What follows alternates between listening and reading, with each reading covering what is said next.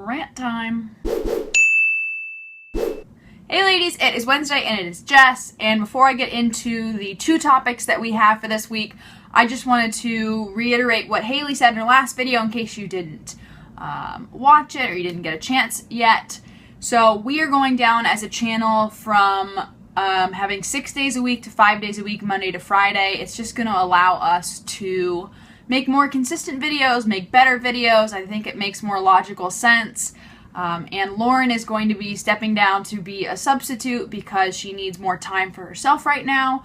So that is the update on the channel. But the two topics that we have this week, the first one is our childhood views on homosexuality, and the second topic I want to read very precisely. So the second topic reads, how would you cope with someone who has a severe mental disorder? I'm going to answer the second one because it got me fired up when I read it. I'm going to be honest, I have a serious problem with this question. I'd like to say that it's the phrasing, but I know that it's more than just how the question is worded. And that is because this question, whether the person who wrote it meant it this way or didn't, this question sheds to light some of the views that our society has on mental illness and the stigma that surrounds it. The word cope is very similar to the word tolerate to me, if you think about sexual orientation. So people are always talking about how we need to have more tolerance. You need to be more tolerant of other people, and I think that that is wrong. It's on the right track, but it's still wrong because we've gotten to a place where tolerance is not enough. We've risen to a level where it needs to be acceptance. I don't want to be tolerated. I want to be accepted. I want to be celebrated. I want to be cherished. I want to be valued. I don't want to be tolerated. The word cope in this sentence, how do you cope with someone who has a severe mental illness? The word cope garners a very similar response to me that the word tolerate does, because you don't cope with someone who has a physical illness like diabetes. You only cope with someone who has a mental illness. When you ask me how to cope with someone who has a mental illness, you've already degraded them. You told them that they're difficult. You've told them that they're a burden. You've told them that they are unwanted. So don't ask me how to cope with someone who has a mental illness.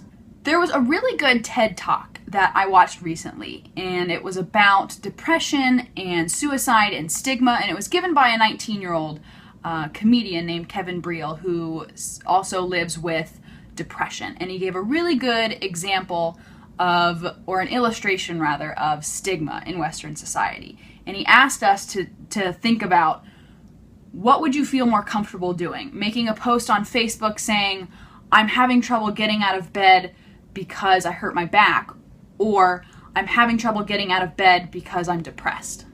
Admitting that you have a mental illness, admitting that you have depression or whatever disorder that you have is an incredibly hard thing to do. And so when I hear the question, how do I cope with them? It ignites a spark in me that makes me really upset. So don't ask me how to cope with someone who is dealing with more than most people can imagine. I know it seems nitpicky, but it's an illustration of something that runs rampant in our society that no one talks about, the stigma in having a mental disorder. But taking a step back from how emotional I can get over this topic, I think that we all, on a certain level, we all can admit that we struggle with things. We struggle with a lot of things. For some people, it is family. For some people, it's drugs and alcohol. For some people, it's loneliness. For some people, it is sexual orientation. For some people, it is gender identity. For some people, it is mental illness. For some people, it's a combination of a lot of different things. But we all struggle with things. But whoever you are and whatever you're struggling with, we don't want to hear that someone is coping with us. You know, we want to hear that someone is supporting us. We want to hear that someone is helping us, being there for us. We don't want to hear that someone is coping with us.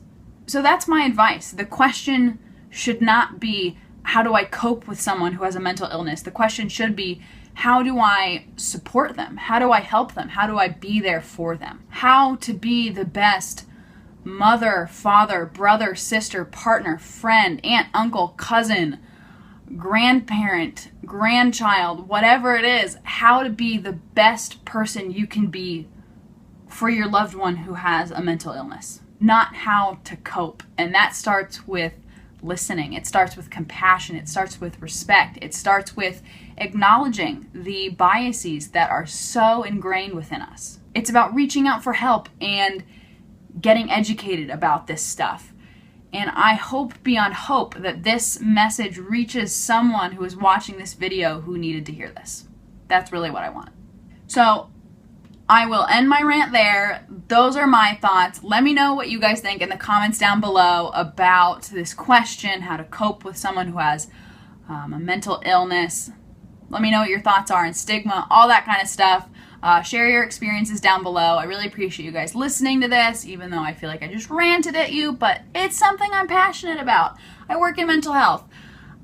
I feel strongly about it. So thanks for listening, guys. I will see you next Wednesday. Leave comments down below also about any topics that you want for next week. And other than that, just enjoy what you're doing, all right? I'll see you guys next week. Bye.